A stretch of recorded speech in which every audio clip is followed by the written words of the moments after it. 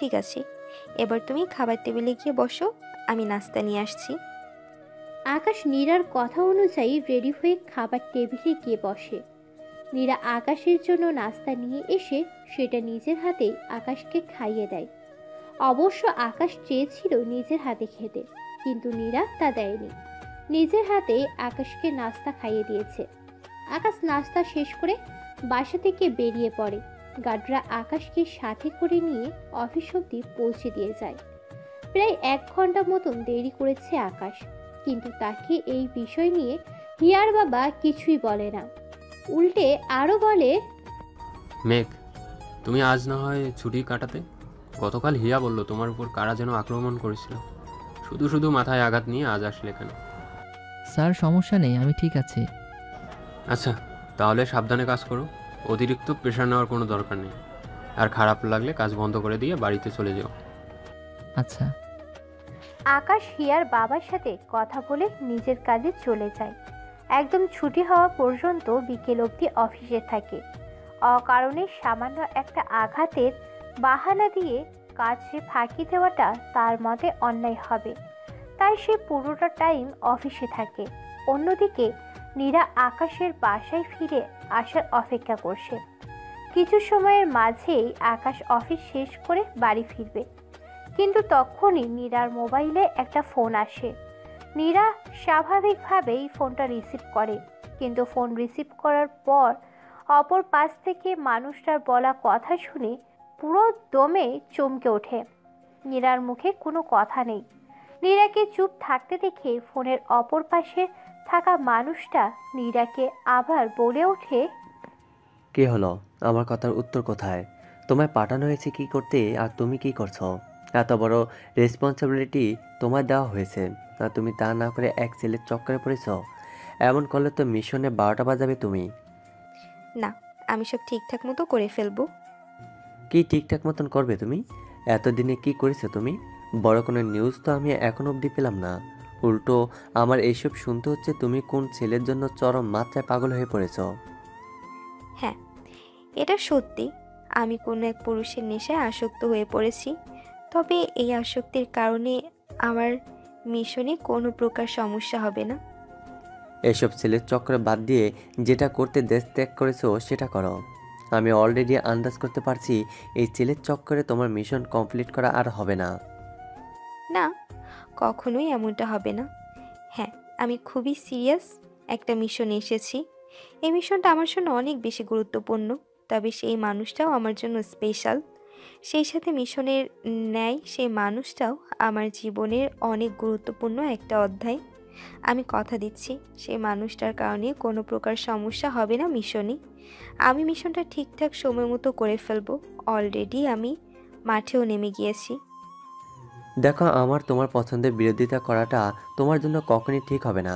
তবে এই ছেলের কারণে যদি কোনোভাবে মিশনে সাকসেস আনতে না পারো বা কোনো সমস্যা হয়, তাহলে কিন্তু এই ছেলের আর জীবিত থাকবে না। আমি তোমার উপরে হয়তো কখনো কঠোর হতে পারবো না, কিন্তু এটা নিশ্চিত থাকো সেই ছেলে জীবিত থাকবে না। আমি এই ছেলে বাদে বাকি সমস্ত অপারগতা মেনে নেব, কিন্তু কোনো ছেলের চক্করে তুমি মিশনে হেরে যাবে সেটা কখনই মানব না।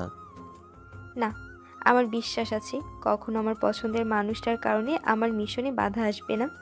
যে মানুষটা আমার ভালো মন্দ নিয়ে সবসময় চিন্তায় থাকে, অন্তত তার কারণে আমার কাছে বাধা আসবে না। না আসলেই হলো। এবার ফোন রাখলাম, তুমি পুরোপুরি ফোকাস করো মিশনের উপরে। আচ্ছা। লোকটা ফোন রেখে দেয়। নীরা চিন্তিত হয়ে পড়েছে বিষয়টা নিয়ে, কারণ মেঘের কারণে কোনোভাবে যদি মিশন কমপ্লিট না হয়, তাহলে মেঘের জীবনে কাল নেমে আসবে। আর আপনাদের আমি ক্লিয়ার করে দিই, আমায়া বা নীরা দুটা নামই কিন্তু একজনের।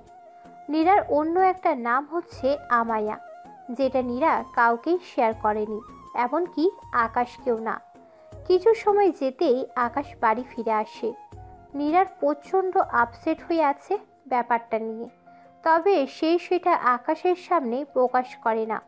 কিন্তু আকাশ কোনোভাবে ব্যাপারটা বুঝে ফেলে, যে কারণে আকাশ নীরার কাছে প্রশ্ন করে, নীরা, তোমাকে এমন উদাস লাগছে কেন? নীরা কিছু না বলে খপ করে আকাশকে জড়িয়ে ধরে চোখের পানি ছেড়ে দেয়। আকাশের মনে খচখচ করতে শুরু করে নীরার চোখের পানি দেখে। 2 হাত দিয়ে নীরার মুখ উঁচু করে ধরে জিজ্ঞাসা করে, এই পাগলি মেয়ে, কি হয়েছে তোমার? কাঁদছো কেন তুমি? নীরা কি বলবে বুঝে উঠতে পারছে না। আসলে কি কারণে কাঁদছে সেটা কোনোভাবেই আকাশকে খুলে বলা সম্ভব না। তাই সে চট জলদি করে চোখের পানি মুছে কিছু একটা ভেবে নিয়ে বানিয়ে বলে, আসলে আমার না বাসার মানুষের জন্য খারাপ লাগছে। আরে পাগলি মেয়ে, কেঁদো না। বাসায় মানুষ নেই তো কি হয়েছে? আমি তো আছি। তুমি আছো দেখে তো অনেকটা স্বস্তিতে জীবন কাটাচ্ছি। শোনো, এখন কান্না বন্ধ করো। আমি খুব জলদি তোমাকে বাড়িতে পৌঁছে দেওয়ার ব্যবস্থা করব। আকাশের কথা শুনে নীরার ভিতরটা আরো হাহাকার করে ওঠে। এই মানুষটার সাথে অল্প কয়েকদিনের পরিচয় হলেও মানুষটা তার জীবনের অন্যতম একটা অধ্যায় হিসাবে পরিণত হয়ে উঠেছে। তাকে ছাড়া থাকা নীরার জন্য অনেকটা দুষ্কর। আসলে ভালোবাসা নামক জিনিসটাই এমন, গোটা দুনিয়া ত্যাগ করা যায় প্রিয় মানুষটার জন্য। নীরা আকাশের কথার প্রতি উত্তরে সামান্য কিছুটা সময় চুপ থাকে, পরবর্তীতে বলে ওঠে, আমি ফিরে যেতে চাই না। ও মা, এটা কেমন কথা? তোমার জন্মভূমি সেখানে, এছাড়া তোমার মা বাবা রয়েছে সেখানে। তুমি তোমার জন্মভূমিতে ফিরে না গিয়ে কি করবে? কি করব সেটা তোমার আপাতত না জানলেও চলবে। আর আমি একেবারেই যে যাব না এমনটা নয়, যাব, তবে ঘুরে ফিরে কিছুদিন থেকে আবার চলে আসব। একেবারের জন্য যাব না। আচ্ছা, তোমার ইচ্ছে। এখন আমায় একটু পানি খাওয়াবে? আমার প্রচণ্ড পানির পিপাসা পেয়েছে। তোমার পানির পিপাসাই লাগবে, আমার পিপাসা লাগবে না। আমি সব কিছুই তোমার জন্য উন্মুক্ত করে রেখেছি। আর তুমি আমার কাছে পানি চাও, মাঝে মধ্যে পানির বদলে। নীরা, কি বলো এসব তুমি?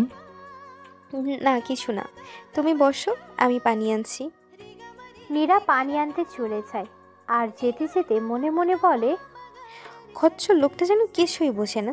এত সুযোগ থাকা সত্ত্বেও সে আমার দিকে নজর না দিয়ে আমার কাছ থেকে পানি খেতে চায়। মাঝে মধ্যে তো অন্য কিছুর বদলে তার স্বাদও গ্রহণ করতে পারি। নীরা একাই একাই বক বক করতে করতে পানি নিয়ে এসে আকাশকে খেতে দেয়। আকাশ পানি খেয়ে কিছুক্ষণ সেখানেই বসে থাকে। নীরাও চুপচাপ আকাশের পাশে বসে আছে। দুপুরে খাবার খেয়েছিল অফিসে?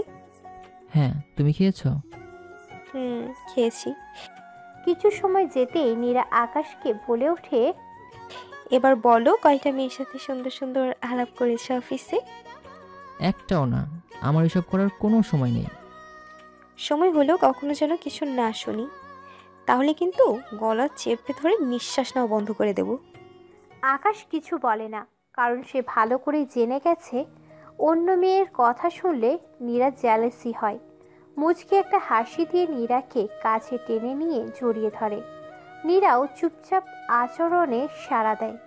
কিছু সময় পর আকাশ নীরাকে বলে, প্রতিটা মানুষের জীবনে তোমার মতন একটা নারী থাকা আমার মতে জরুরি, যে তার ব্যক্তিগত পুরুষটাকে সবসময় এভাবেই আগলে রাখবে। হুম। নীরা এক শব্দে উত্তর দিয়ে আর কিছু বলে না, কারণ সে মহা খুশি আকাশ তাকে জড়িয়ে ধরেছে। এইভাবে কিছু সময় কাটে। কিছু সময় পর আকাশ নীরাকে ছেড়ে দিয়ে বলে, আমি ফ্রেশ হতে গেলাম, তুমি থাকো। বেশি সময় এভাবে বসে থাকলে দুর্গন্ধ ছড়াবে। আচ্ছা। আকাশ ফ্রেশ হতে চলে যায় আর নীরা সেখানেই বসে বসে ভাবে আকাশকে তার যে করেই হোক লাগবে। সারা জীবনের জন্য এই পুরুষটাকে তার চাই। এই ছোট্ট জীবনে তাকে অনেক পুরুষ প্রেমের প্রস্তাব দিয়েছে, কিন্তু সে কখনো রাজি হয়নি, কারণ তার এইসবের প্রতি কখনো কোনো আগ্রহ ছিল না। তবে আকাশের সাথে পরিচয় হওয়ার পর থেকে তার ভিতরে পরিবর্তন এসেছে। এত মানুষ দেখেছে জীবনে, সে কিন্তু কখনো কারোর প্রতি কোনো ফিলিংস আসেনি তার। আকাশের জন্যই এই প্রথম সে এতটা মরিয়া হয়ে উঠেছে। এর মধ্যেই একই রকমভাবে 2 দিন কেটে যায়। আকাশ সকাল হলে অফিস করতে চলে যায় আর বিকেলে অফিস ছুটি হলে বাড়ি ফিরে আসে। তারপর পুরোটা সময় নীরার সাথেই বাড়িতে থাকে। আর আকাশ বাড়ি না থাকা অবস্থায় নীরা নিজের মিশনের কার্যক্রমগুলো করতে থাকে। আজ আকাশের পরীক্ষা আছে ভার্সিটিতে।